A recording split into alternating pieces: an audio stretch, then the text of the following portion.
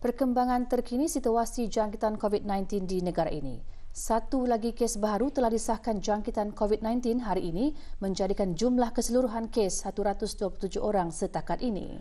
Yang berhormat Datuk Seri Sedia Dr. Haji Awang Muhammad Isha Menhaji Jaafar, Menteri Kesihatan, mengongsikan situasi terkini jangkitan COVID-19 semasa sidang media bersama Yang Berhormat Perdana Katib Datuk Paduka Seri Sedia Ustaz Haji Awang Badruddin bin Pengarah Datuk Paduka Haji Awang Othman, Menteri Hal Ehwal Agama, dan Yang Berhormat Datuk Seri Sedia Dr. Awang Haji Muhammad Amin Liu bin Abdullah, Menteri di Jabatan Perdana Menteri dan Menteri Kewangan dan Ekonomi kedua petang tadi. Hari ini 5 Syakban 1441 Hijrah bersamaan 30 Mac 2020 Masihi, Kementerian Kesihatan ingin memaklumkan mengenai satu kes baru yang telah disahkan COVID-19 di negara ini. Ini bermakna jumlah keseluruhan kes di negara ini ialah 127 orang. Kes 127 berumur 3 tahun adalah anak kepada kes 120. Kanak-kanak ini tidak mempunyai sejarah perjalanan ke luar negara dan telah mengalami demam panas pada 21 Mac 2020. Kementerian Kesihatan juga ingin memaklumkan kepada orang ramai bahawa alhamdulillah dengan izin Allah Subhanahu Wa Taala jua pada hari ini 4 lagi kes yang dirawat di Pusat Pengasingan Kebangsaan telah disahkan sembuh dan dibenarkan pulang untuk ke rumah. Ini membawa jumlah keseluruhan yang telah sembuh kepada 38 orang. Ini bermakna terdapat 88 kes yang sedang dirawat di pusat berkenaan. Walau bagaimanapun, pada hari ini seorang lagi pesakit yang sebelum ini dalam pemantauan rapi kini berada dalam keadaan kritikal. Ini membawa jumlah kes berada dalam keadaan kritikal dan memerlukan bantuan mesin pernafasan di unit rawatan intensif di pusat tersebut kepada 3 orang. Manakala seorang lagi masih di dalam pemantauan rapi dan selebihnya berada dalam keadaan yang baik. Kementerian Kesihatan ingin memaklumkan kepada orang ramai bahawa 4 dari 9 orang jamaah tabligh yang berada di Kuala Lumpur telah pun pulang ke tanah air pada 29 Mac 2020. Keempat mereka ini telah disahkan positif semasa berada di Kuala Lumpur dan telah mendapat rawatan di hospital Kuala Lumpur. Kementerian Kesihatan Negara Brunei Darussalam akan meneruskan pemantauan kesihatan terhadap mereka untuk memastikan mereka terus dalam keadaan yang baik berpandukan penilaian risiko masing-masing. Sementara itu, pada masa ini, seramai 829 orang masih menjalani kuarantin menurut Akta Penyakit Berjangkit Penggal 204. Manakala seramai 1,389 orang lagi telah menamatkan tempoh kuarantin dan dalam keadaan yang baik. Sejak awal Januari 2020, sebanyak 5,980 ujian makmal bagi COVID-19 telah dijalankan. Setakat ini, 530 orang telah mendaftar untuk menjalani pengasingan diri mandatori di rumah masing-masing selepas tiba di negara ini setelah membuat perjalanan antarabangsa, yang mana seramai kira-kira 346 daripadanya adalah penuntut. Sebahagian besar daripada mereka telah menghadirkan diri untuk menjalani ujian makmal bagi COVID-19. Sekali lagi ditekankan, sesiapa yang belum menjalani ujian makmal tersebut adalah dinasihatkan untuk menghadirkan diri ke Kompleks Sukan, Hospital Raja Isteri, Pengenalan Anak Saleha dengan segera. Dalam pada itu, Kementerian Kesihatan juga masih giat melaksanakan ujian makmal bagi COVID-19 terhadap mereka yang sedang menjalani pengasingan diri mandatori di kemudahan-kemudahan yang disediakan oleh pihak kerajaan. Setakat ini, daripada sejumlah 1,425 orang yang berdaftar di kemudahan-kemudahan tersebut, seramai 1,051 orang ataupun kira-kira 72% telah menjalani ujian makmal COVID-19. Sesiapa yang didapati positif bagi COVID-19 telah pun dibawa untuk rawatan ke Pusat Pengasingan Kebangsaan. Sementara itu, Kementerian Kesihatan juga ingin meminta kerjasama kepada sesiapa yang telah menjalani ujian makmal untuk memastikan nombor telefon bimbit yang diberikan kepada petugas-petugas adalah betul dan boleh menerima pesanan ringkas SMS. Ini adalah kerana pihak Kementerian Kesihatan akan mengirimkan keputusan ujian makmal melalui pesanan ringkas SMS baik saja keputusan tersebut diperolehi. Inisiatif ini baru bermula pada 28 hari bulan Mac 2020 dan masih melalui fasa percubaan. Oleh yang demikian, berkemungkinan terdapat sedikit kelambatan dalam pengiriman pesanan-pesanan ringkas SMS tersebut. Dalam pada itu, sesiapa yang telah menerima panggilan telefon dari Kementerian Kesihatan bagi keputusan ujian makmal masing-masing tidak akan lagi menerima keputusan melalui pesanan ringkas SMS.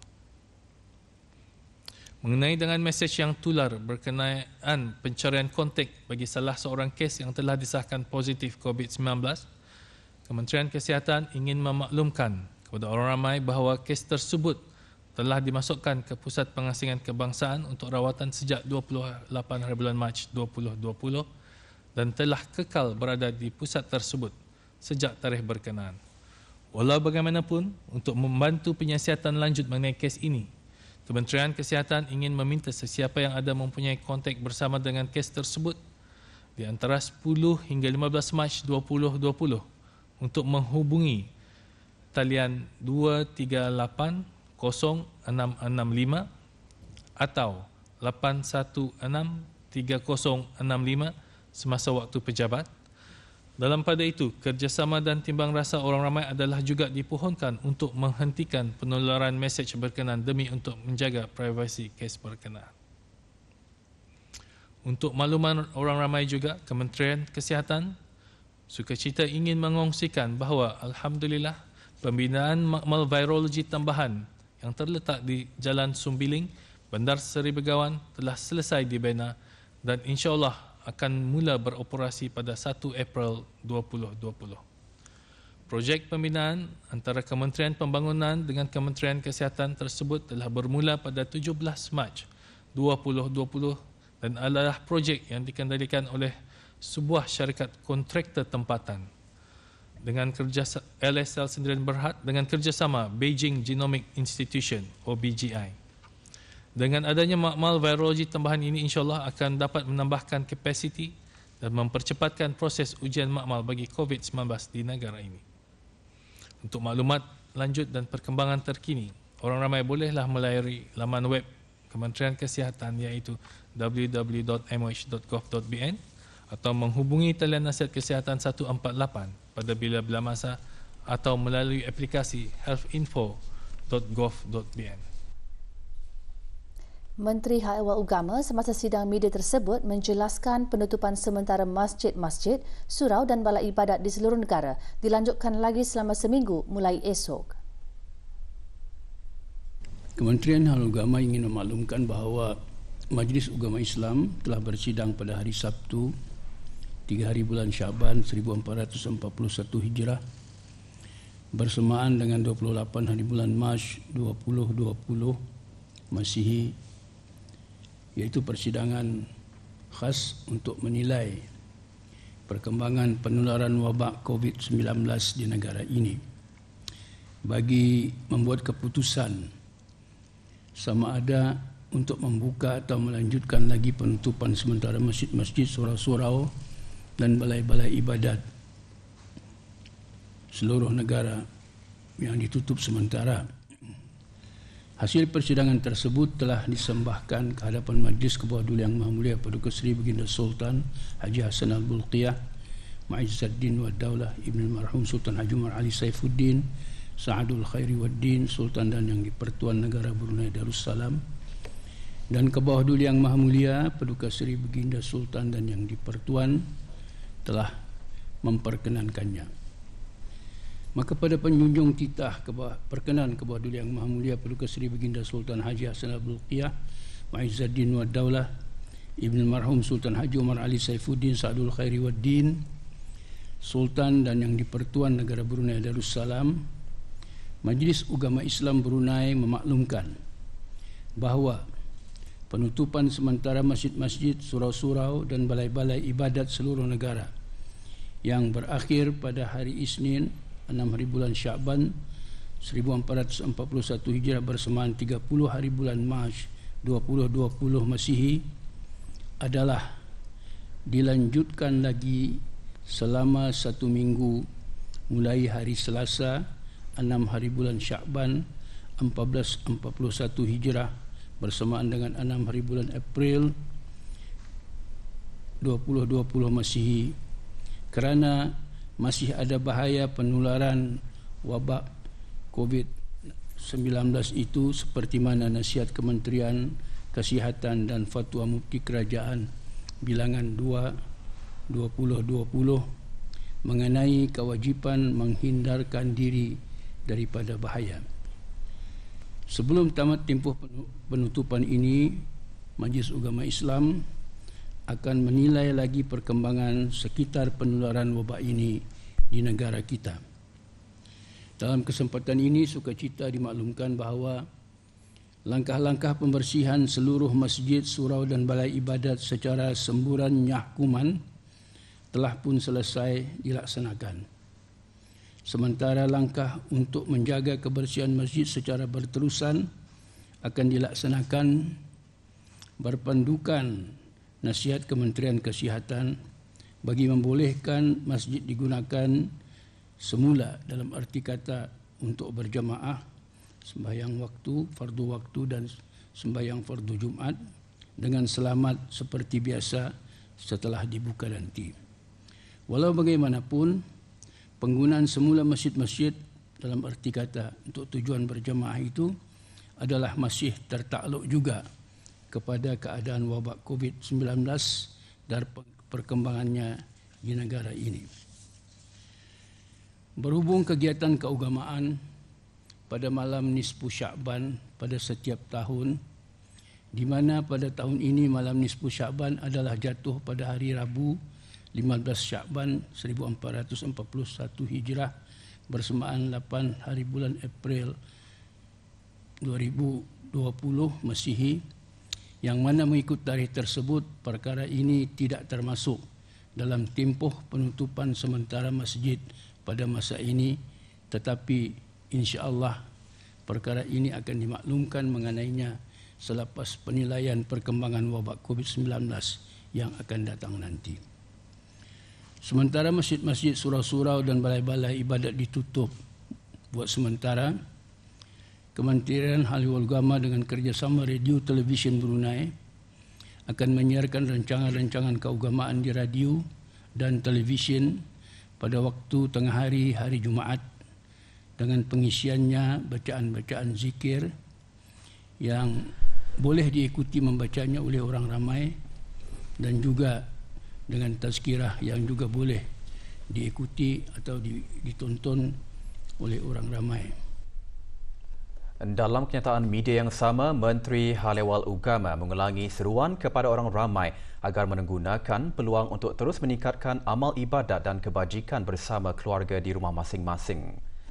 Dalam keadaan kehidupan seharian yang terjejas akibat wabak COVID-19, orang ramai perlu mematuhi arahan-arahan daripada pihak-pihak berkuasa, terutama Kementerian Kesihatan, selain meningkatkan amal ibadat dan kebajikan serta beristighfar dengan berdoa memohon kehadrat Allah Subhanahu Wa Taala agar melimpahkan rahmat dan belas kasihannya bagi melindungi seluruh rakyat dan penduduk dari bala bencana khasnya ketika negara menghadapi wabak COVID-19. Dan jangan lupa bahawa kita ini adalah umat Islam yang beriman. Kita diajarkan untuk menerima apa jua bencana dan musibah sebagai ujian dan cubaan daripada Allah Subhanahu Wa Taala, yang mana cubaan dan ujian ini adalah untuk melihat sejauh mana ikhtiar dan usaha kita mengatasinya. Ini bertepatan dengan ayat 2 dari surah Al-Ankabut. Hasiban nasu ayyutraku ayyaqulu amanna wahum la yuftanun, yang mafhumnya, apakah manusia itu menyangka bahawa mereka akan dibiarkan setakat berkata kami telah beriman, sedangkan mereka tidak diuji.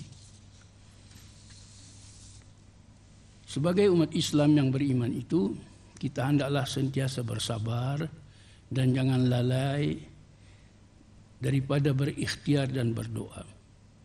Dalam mengharungi suka duka kehidupan, marilah kita berpandukan firman Allah ayat 155, 156 dalam surah Al-Baqarah. A'udzubillahi minasyaitonirrajim. وَلَنَبْلُوَنَّكُمْ بِشَيْءٍ مِنَ الْخَوْفِ وَالْجُوعِ وَنَقْصٍ مِنَ الْأَمْوَالِ وَالْأَنْفُسِ وَالثَّمَرَاتِ وَبَشِّرِ الصَّابِرِينَ الَّذِينَ إِذَا أَصَابَتْهُمْ مُصِيبَةٌ قَالُوا إِنَّا لِلَّهِ وَإِنَّا إِلَيْهِ راجعون. Yang mafhumnya, dan sesungguhnya kami pasti akan menguji kamu dengan sedikit perasaan takut dan kelaparan dan kekurangan harta benda dan jiwa dan buah-buahan, kerana kami hendak melihat sama ada kamu sabar atau tidak atas ujian itu. Dan sampaikanlah berita gembira kepada orang-orang yang sabar. Orang-orang yang sabar itu ialah orang-orang yang apabila ditimpa oleh sesuatu musibah, mereka berkata, Inna lillahi wa inna ilaihi raji'un. Sesungguhnya kami adalah kepunyaan Allah dan kepadanya jualah kami kembali. Demikian siaran yang bertulis dalam 6 paragraf. Saya ingin menambah mengenai peringatan dalam ayat 155 dan 156 ini tadi. Ujian Allah Subhanahu wa taala itu disebutkan dengan mendatangkan sedikit ketakutan. Dalam konteks sekarang ini, COVID-19, kita dalam keadaan yang takut, berhati-hati, tetapi jangan sampai panik. Kemudian disebutkan ujian itu juga berupa, sebahagiannya berupa kelaparan. Kelaparan itulah makna sekarang ini ialah kerana ada orang yang terjejas mata pencariannya. Dan seterusnya juga disebutkan ujian itu berupa wa naqsim minal amwal, akan berkurangnya harta. Dalam arti kata termasuklah menjejaskan pendapatan dan rezeki dan sebagainya itu. Bagi orang-orang perorangan ataupun syarikat-syarikat. Kalau yang pernah disebutkan oleh Yang Berhormat Menteri Keuangan dan Ekonomi kedua, Jabatan Perdana Menteri, yang melibatkan, kalau dalam konteks institusi kerajaan lah, kita ni melibatkan perbelanjaan. Artinya berkurangan dari segi fiskal, terpaksa menambah peruntukan dan sebagainya. Dan juga dalam konteks sekarang ini, COVID-19 ini adalah berupa penyakit. Penyakit yang sudah tentu akan memungkinkan membawa kepada kehilangan nyawa, kematian, yang disebutkan wal anfus, artinya jiwa-jiwa, nyawa-nyawa. Dan bahkan juga akan dicoba dengan was-samarat, naqsim minas samarat. Artinya hasil-hasil pertanian akan terganggu, terjejas dan sebagainya. Jadi semua ini menghendaki kita sabar. Sabar yang sedemikian itu, siapa sebenarnya yang sabar itu? Jadi kita ini orang yang beriman ialah apabila ditimpa musibah seperti sekarang ini, jangan panik, tetapi tetap sabar dan berikhtiar, dan bersama-sama kita ini semua bersatu padu mematuhi arahan-arahan dan panduan-panduan dan menjauhkan diri daripada sebarang spekulasi yang bermacam-macam daripada media dan sebagainya yang boleh menimbulkan dan menjejaskan kesejahteraan yang lebih luas lagi. Tapi sebaliknya, orang yang beriman, yang bersabar itu menyerahkan segala-galanya ini kepada Allah dan percaya dengan tambahnya ibadat, amal saleh, beristighfar, bertaubat dan sebagainya, insya-Allah kita ini akan keluar daripada musibah ini dengan selamatnya, insya-Allah. Dan kita ini percaya perkara ini suatu yang dijadikan oleh Allah SWT sebagai ujian, dan ia pasti akan berlalu. Dan ke arah itulah kita ini meneruskan kehidupan seharian sekalipun terjejas daripada kebiasaan-kebiasaan. Menteri di Jabatan Perdana Menteri dan Menteri Kewangan dan Ekonomi kedua dalam sidang media menggariskan pakej bantuan ekonomi tambahan yang akan mula diperkenalkan pada 1 April ini. Pakej bantuan ekonomi tambahan itu keseluruhannya bernilai lebih 250 juta ringgit Brunei dalam bentuk penangguhan pembayaran pokok pinjaman atau pembiayaan dan pengecualian bayaran dan caj. Merujuk sidang-sidang media yang lalu, masing-masing bertarikh 19 hari bulan Mac 2020, 21 hari bulan Mac 2020 dan 28 hari bulan Mac 2020 berkenaan dengan langkah-langkah interim yang telah diambil oleh pihak kerajaan untuk membantu dan mengurangkan beban kewangan kepada beberapa sektor tertentu termasuk perusahaan mikro, kecil dan sederhana dan sebilangan individu iaitu berikutan dengan wabak COVID-19. Kementerian Kewangan dan Ekonomi bagi pihak Authority Monetary Brunei Darussalam ataupun AMBD dan Persatuan Bank-Bank Brunei, Brunei Association of Banks, sukacita memaklumkan dan untuk menambah lagi langkah-langkah yang telah diumumkan sebelum ini, satu pakej bantuan ekonomi tambahan yang akan mula diperkenalkan pada 1 hari bulan April 2020 yang secara keseluruhannya bernilai lebih kurang 250 juta ringgit Brunei dalam bentuk penangguhan pembayaran pokok pinjaman atau pembiayaan dan pengecualian bayaran dan caj. Langkah ini jika dicampur dengan bantuan fiskal yang diumumkan sebelum ini seperti penangguhan pembayaran atau deferment ke atas caruman TAP dan SCP, peningkatan kapasiti pekerja termasuk produktiviti perniagaan akan meningkatkan pakej rangsangan ekonomi untuk negara Brunei Darussalam bagi COVID-19 adalah keseluruhannya bernilai 450 juta ringgit Brunei.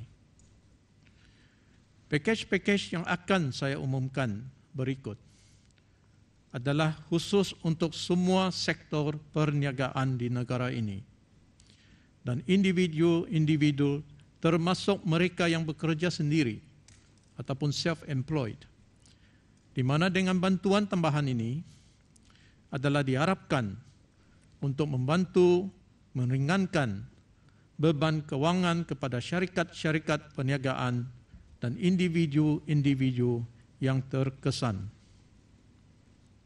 Pertama, untuk membuat penangguhan jumlah pembayaran pokok ataupun principal amount pinjaman atau pembiayaan kepada semua sektor.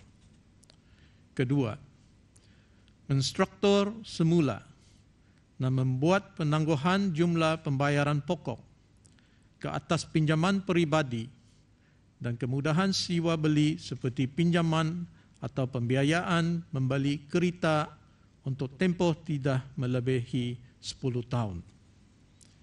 Ketiga, memberi penangguhan pembayaran pokok pinjaman atau pembiayaan untuk memiliki hartanah.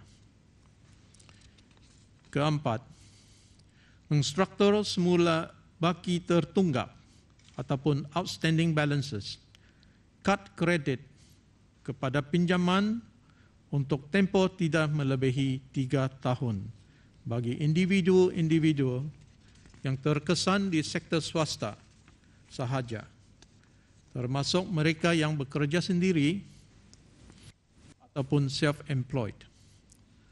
Walau bagaimanapun, langkah ini tidak akan menaikkan jumlah kad kredit selama tempoh 3 tahun berkenaan. Kelima, semua bayaran dan caj bank kecuali caj pihak ketiga tidak akan dikenakan Penangguhan ini adalah bermula dari tarikh kebenaran permohonan sehingga 31 hari bulan Mac 2021.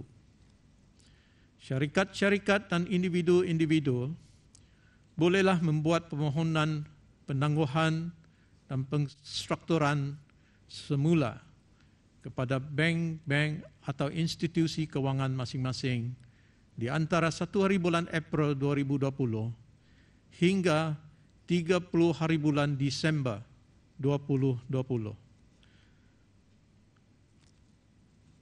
Perlulah saya menekankan di sini bahawa permohonan adalah tertakluk kepada penelitian bank-bank dan institusi kewangan masing-masing.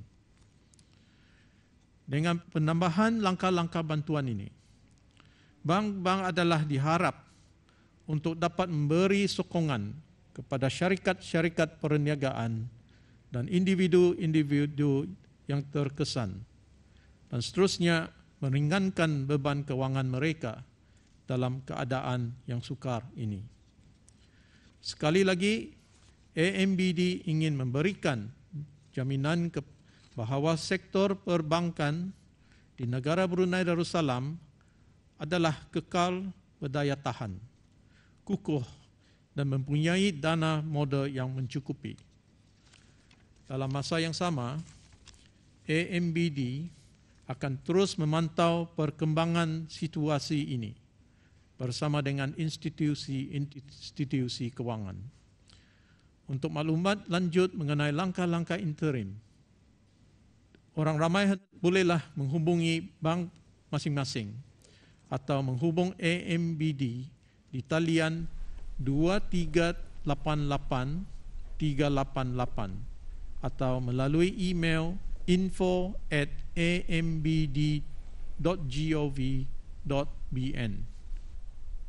Bagi membolehkan peningkatan kapasiti ujian kesemua ujian molekular COVID-19 dipindahkan ke bangunan tambahan makmal rujukan virologi, kebangsaan yang baru dilancarkan. Laporan pelancarannya menyusul selepas ini. Teruskan bersama kami dalam berita perdana.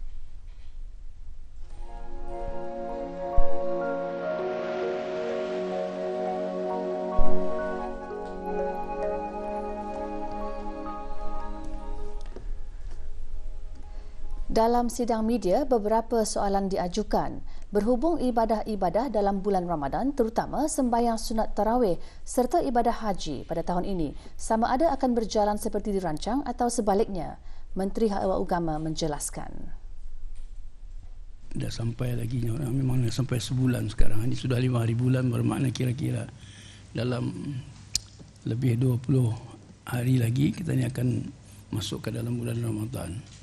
Mudah-mudahan suasana ataupun situasi yang kita ni hadapi sekarang ini dengan penutupan masjid dan sebagainya tidak akan sampai ke sana, mudah-mudahan insya-Allah. Dalam bulan Ramadan yang wajib ialah apa? Puasa. Puasa tidak berkandakkan jemaah. Jadi boleh berjalan seperti biasa. Dalam bulan Ramadan ada amal ibadat sebelah malamnya. Sebelah malamnya sembahyang tarawih, selain daripada sembahyang waktu maghrib isya, tarawih, kemudian tadarus. Kemudian adalah amalan-amalan yang biasa lagi, maknanya ada beberapa syarahan berhubung dengan tadabbur Al-Quran atau tafsir. Jadi yang ini berkandakkan jemaah, berkandakkan perhimpunan, dan itu bergantung kepada keadaan yang akan kita lihat. Adakah masjid pada masa itu sudah boleh digunakan untuk perhimpunan atau belum? Kita akan lihatlah. Mengenai haji, ini tertakluk kepada ketetapan yang akan dibuat oleh Kerajaan Arab Saudi. Jadi kita tidak dapat menentukannya. Itu tertakluk kepada bidang kuasa mereka. Sejauh ini Kerajaan Arab Saudi melalui Kementerian Hajinya telah pun menulis kepada semua pihak-pihak yang mengadakan perundingan mengenai persiapan naik haji pada tahun ini, iaitu semua kerajaan termasuk kerajaan kita ni berunding dengan pihak Kementerian Haji, di mana di sana ada menetapkan tentang pembayaran-pembayaran yang mesti dijelaskan oleh operator-operator haji kepada agensi-agensi tertentu di Arab Saudi bagi jemaah-jemaah haji, hotelnya, pengangkutannya, ke penempatan di Arafah, penempatan di Mina. Jadi Kementerian Hal-Ehwal Haji Kerajaan Arab Saudi ada menulis kepada masing-masing menteri yang berkenaan di negara-negara yang berunding dengan mereka. Jadi ketetapan untuk telah diarahkan supaya operator-operator haji di negara-negara masing-masing hendaklah disebutkannya menangguhkan, walaupun pembayaran patutnya dibayar sudah bermula masuk bulan Ramadan, nanti sudah dibayar, tapi ditangguhkan, jangan dibayar dulu, ataupun dalam istilah kata bekukan tak dulu, sekalipun dalam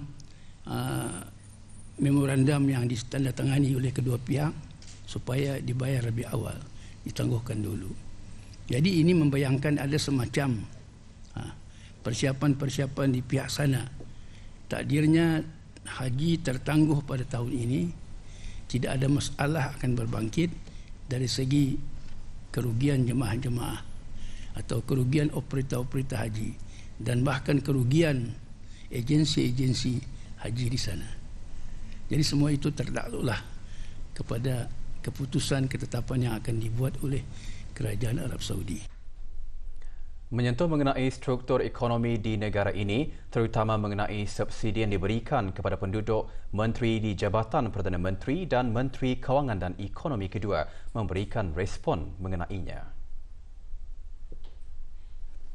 So after the announcement, this is last Saturday when I took the opportunity to explain the current economic structure in Brunei. I have received quite a number of positive responses. I think they appreciate the sort of the awareness that I've created, because sometimes a lot of people don't reflect back on what the government has provided us every day. Sort of the explanation I gave on Saturday, I think a lot of them came forward and say, it's good to have, sometimes to have reminders like this so that we're all aware constantly what the government has actually done all these years, not just for individuals but also for businesses. But of course, I have also received some comment indirectly to other people about what they think otherwise. But of course, that's fine, because everybody is entitled to their own opinion. We are not here to argue who is right, who is wrong, but my purpose was to share with them. If they disagree, it's okay, but hopefully one day they can reflect back and think about it also.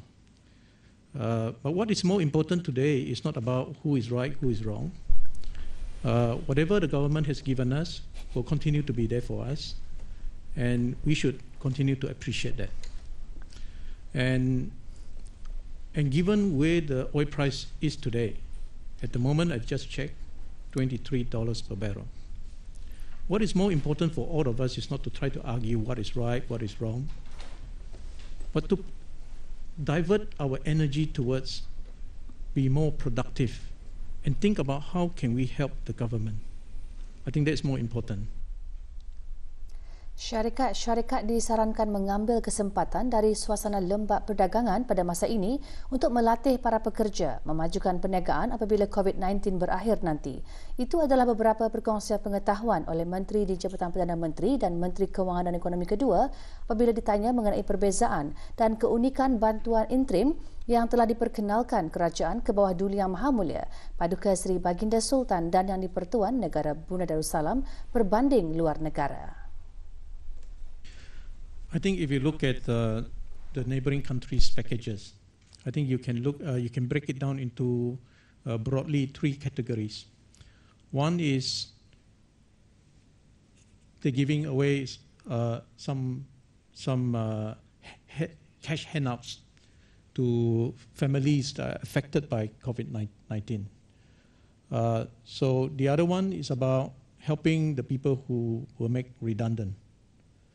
And then the third category is about maybe helping the businesses. Okay, they also in some countries also include trainings and so on. But the first group about helping those people who were affected by COVID-19, the family, very low income group families. So if you compare with Brunei, with what they are receiving, for example, they are receiving not a lot of money, like a few $100, $300 or something like that, or ringgit. If you compare with what I explained on Saturday, that amount, we are receiving it every month, and they are receiving it one-off. So of course, so we of course look at this group of people. If they need help, we have a welfare system in the country. On top of all the subsidies that we give them, if they still need help, there is welfare system to take care of them. They can go to KKB, Japim, they can go to Muib, and so on. So if you talk about those people who are unemployed, make redundant during this COVID-19, so this group of, they give them, in one of the neighboring countries, gave them a few $100s a month for a period of time. But in the case of Brunei, we need to be careful about this. We have a lot of unemployment. So we as much as possible, don't create more unemployment. So we are not, that's why I said it many times in my previous media session. We try to protect our jobs rather than you help people when they are unemployed. What happened after 6 months later? They're still unemployed. On top of the number of unemployed people that we have, this will add more problem to us. So what we are trying to do is to try to protect jobs. And that's why some of the measures that we introduced on Saturday when I announced it was to look at some of these some of these jobs. During this COVID-19, maybe the business activity is a bit low. Some businesses might be thinking about training their own people before this, but because they were busy. So now when business is a bit low, we say this is perhaps the best time for you to train your people. And the government pay for all the trainings.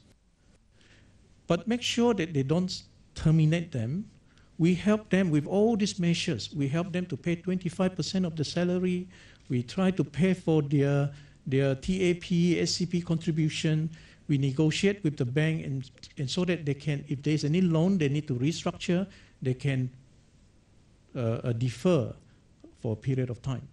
So these are measures to ensure that we actually, we don't burden them, so that we lessen their burden financially, continue to hire the people, don't terminate them. Take this opportunity to train the people. And also at the same time, some businesses might start thinking about some of the foreign labors that they have, that during this activity they might return them. So when things recover, 6 months from now, 8 months from now, I don't know when this COVID-19 will go away, this is the time when we train our people so that 6 months from now, 8 months from now, our people can take over the jobs. So these are the things that we are trying to aim to achieve. And during this time, we also see new businesses being set up, deliveries, securities, and so on. So we provide co-matching grant to help business, to help start new business. A lot of business model might change now because of COVID-19. So we are there to help them. And and some business might say, let's see during this low activity time, how can I improve my business? Let's look at our operation and see how we can improve. And as I said, all these measures that we introduced on Saturday is a lot of this strategy to prepare our company so that when this COVID-19 goes away, they are able to take a full advantage. We are able to take this opportunity to train our people so that they can take over a lot of these jobs when COVID-19 goes away. So I said this also in the past.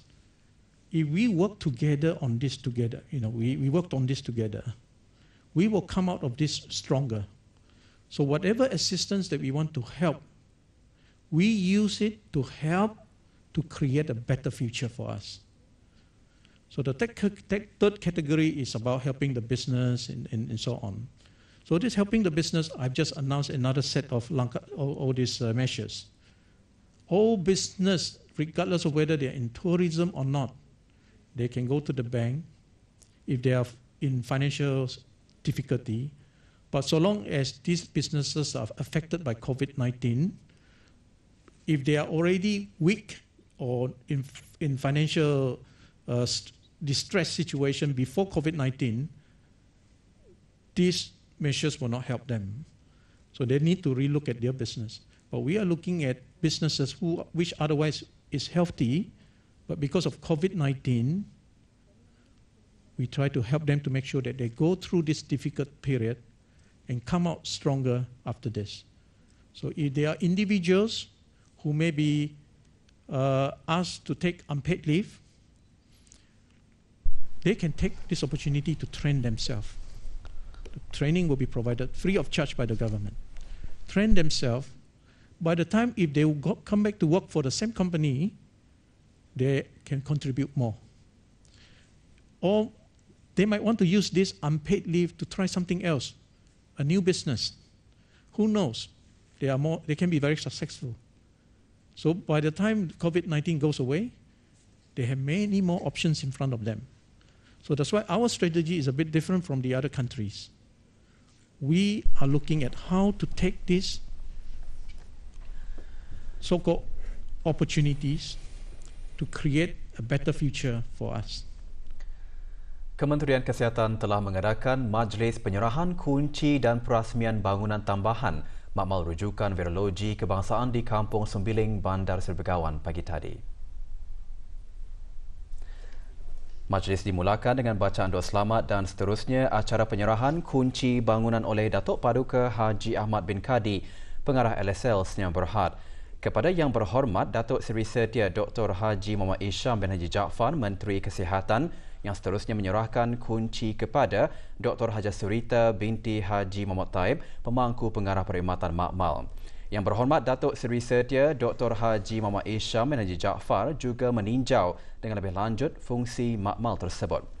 Juga hadir Haji Abdul Manap bin Othman, Setiausaha Tetap Kementerian Kesihatan, Awang Haji Maswadi bin Haji Mohsin, Timbalan Setiausaha Tetap Dasar dan Pengurusan Kementerian Kesihatan, Dr. Haji Zulaidi bin Haji Abdul Latif, Timbalan Setiausaha Tetap Profesional Kementerian Kesihatan, Pegawai-pegawai kanan Kementerian Kesihatan, pegawai-pegawai dari Jabatan Kerja Raya serta pegawai-pegawai dan kaki tangan Jabatan Perkhidmatan Makmal. Bangunan ini akan berfungsi sebagai unit molekular diagnostik bagi jangkitan virus respiratori dan akan dikhususkan bagi ujian penganalisaan COVID-19. Unit ini mempunyai 4 bilik makmal iaitu makmal penerimaan contoh, makmal memproses contoh, makmal penyediaan reagen dan makmal amplification. Dengan adanya bangunan baru ini, kesemua ujian molekular COVID-19 akan dipindahkan ke makmal baru tersebut bagi membolehkan peningkatan kapasiti ujian. Di samping itu, ciri-ciri keselamatan juga dipertingkatkan di makmal baru ini demi menjaga keselamatan dan kesejahteraan pegawai dan kaki tangan yang bertugas di makmal berkenaan.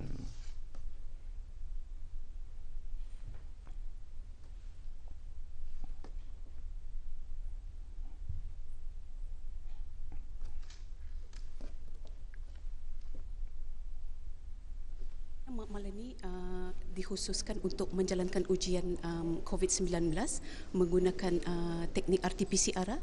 Jadinya Mak Malani dikhususkan untuk menjalankan ujian COVID-19 di mana ada terdapat 4 bahagian penting yang terdapat di bangunan ini, seperti sample reception area. Jadinya di sana spesimen akan di-sort out sebelum proses seterusnya. Jadinya terdapat juga satu bahagian di mana clean area untuk memprepare reagent, dan also amplification area dan juga sample preparation area. Jadinya kesemua penempatan kaki tangan untuk menjalankan ujian makmal ini mungkin akan ditempatkan seramai 7 orang dalam satu masa yang akan ditugaskan secara bergilir-gilir. Jadinya in terms of capacity, insyaAllah capacity akan di-analyze selepas mengadakan training bagi staff-staff yang baru dan juga our existing staff. So altogether there will be about 26 staff that will be trained in different areas of the lab. Pelbagai pihak telah tampil untuk menghulurkan bantuan kepada Kementerian Kesihatan sebagai tanggungjawab sosial korporat masing-masing bagi sama-sama menangani wabak COVID-19 di negara ini. Sony Holdings yang Berhad menyerahkan cek berjumlah RM100,000 dan disampaikan oleh Helen Ong, Financial Controller syarikat berkenaan.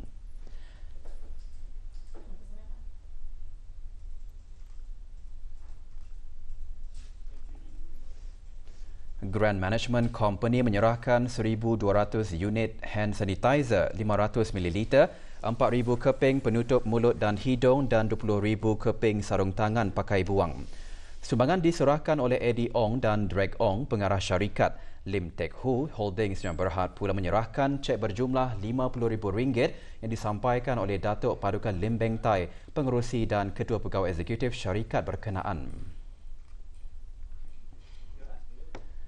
Persatuan Hokian menyerahkan cek berjumlah RM55,400 yang disampaikan oleh Lim Han Cheong, pengerusi Persatuan Hokian.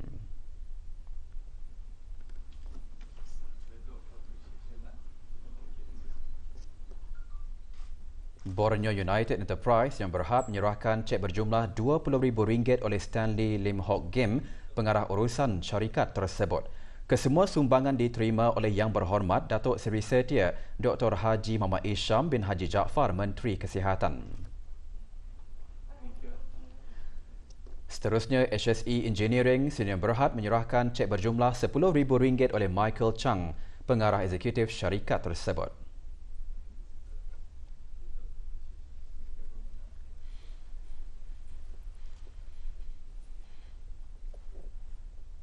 ACAT Logistics yang Berhad pula menderma RM3,000 yang diserahkan oleh Thomas Koh, pengurus am syarikat.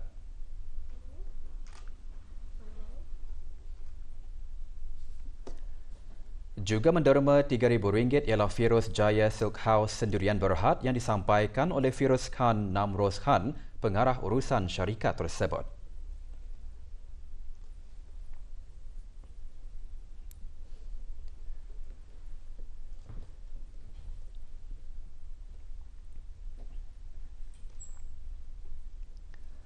Emaden Kontraktor pula menyumbangkan RM1,000 dan ia disampaikan oleh wakil bagi pengurus Emaden Kontraktor Haji Japar bin Suyud.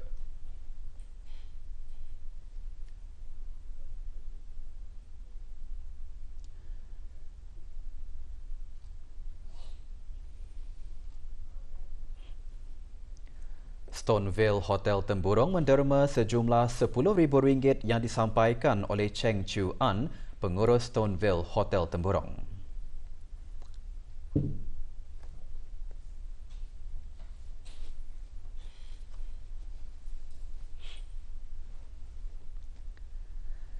Syarikat Ampuan Haji Saleh Quarry Temburong menyerahkan cek berjumlah RM2,000. Sumbangan diserahkan oleh Ampuan Haji Saleh bin Ampuan Haji Judah dan Tan Sun Heng, pengurus-pengurus syarikat. Sumbangan-sumbangan berkenaan diterima oleh Haji Abdul Manap bin Othman, setiausaha tetap di Kementerian Kesihatan.